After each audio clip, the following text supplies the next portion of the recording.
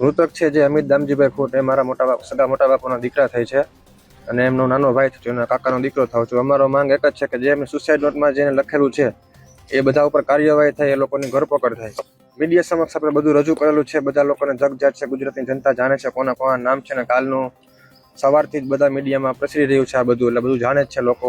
પાટીદાર સમાજના આગેવાનો બધા લોકોને જાણ કરી છે પણ અત્યાર સુધીમાં કોઈ આવ્યા નથી. અમે 12 થી 15 કલાક ઉપર સમય વીતવા આવ્યો છે અત્યારે.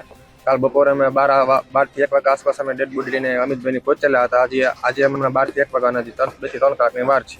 હેન્ડરાઇટિંગના પુરાવા આપે છે, આપણે પોલીસ સમક્ષ રજૂ કરે છે, પણ જે સુસાઇડ નોટમાં હેન્ડરાઇટિંગ આપેલ છે એ હેન્ડરાઇટિંગમાં અને અમે જે હેન્ડરાઇટિંગ આપેલું છે એ પોલીસમાં અસંતુષ્ટ છે. હજી બીજું હેન્ડરાઇટિંગ અમે જ્યાં નોકરી કરતા અમિતભાઈ એ જગ્યાએ અમે હેન્ડરાઇટિંગ મંગાવેલું છે ને એ બધું પોલીસ સમક્ષ રજૂ કરવાની અમારી માંગ એક જ છે કે જે તે સમયે અમને ન્યાય મળે. અત્યારે આ કોઈ સુસાઇડમાં કોઈ પોતે આત્મહત્યા કરેલ અમને લાગતું નથી.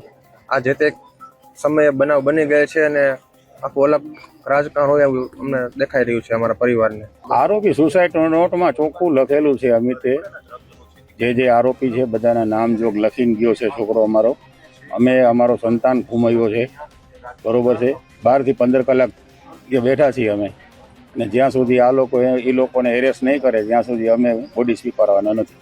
પોલીસ અત્યારે એ લોકોને જે સુસાઇડ નોટ લખી છે એમાં અસંતુષ્ટ છે, એટલે બીજું એને મગાવ્યું છે અમિતભાઈનું જે હેન્ડ રાઇટિંગ હોય, બરોબર છે.